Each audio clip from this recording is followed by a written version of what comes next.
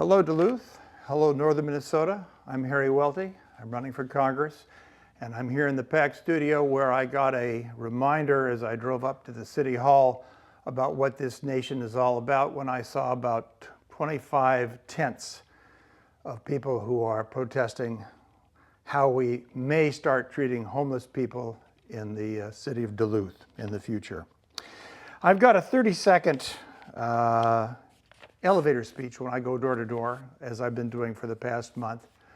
And it begins like this. It is my intention to be Donald Trump's worst nightmare in Minnesota. Now, Donald Trump got elected in 2016 to shake things up, and he certainly did that.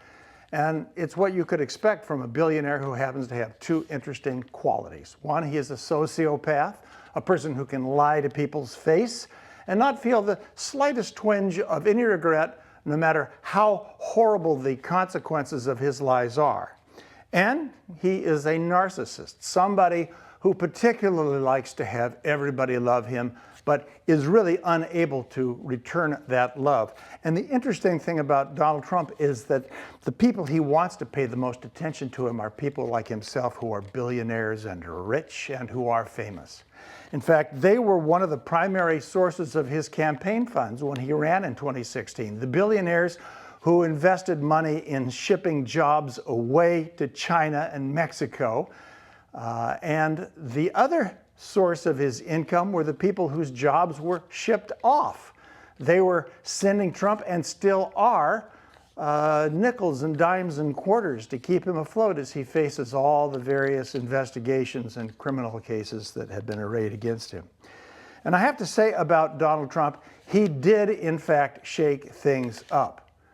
But he is not our solution. Not unless you think that dictatorship is a solution. And looking at the Republican convention, you can see what we have in store, because it's a very boring convention and fewer people are watching it than have ever watched a convention in the past. Because when you are in Donald Trump land, you nod your head yes, which is what I say that the fellow that I'm running against does all the time. Nods his head yes. Makes for very boring television, even after an assassination attempt when people should be riveted to their screens. Now we have two octogenarians, or people who will be octogenarians should we elect either one of them. We have huge problems, like the homeless issue out front of the City Hall.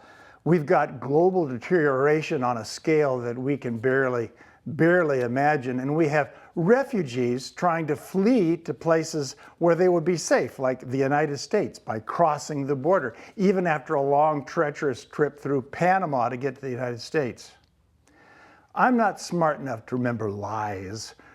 It's too hard to keep track of. That takes a clever person to do that. But I have one saving grace. I think the Republican Party should go back to Abraham Lincoln, Honest Abe, a man who was honest, who kept the nation together, and who could not tell a lie, just like George Washington. That's why I'd like to be in Congress. I think we need some people like Abe Lincoln, and I'd like to think I could be part of that company.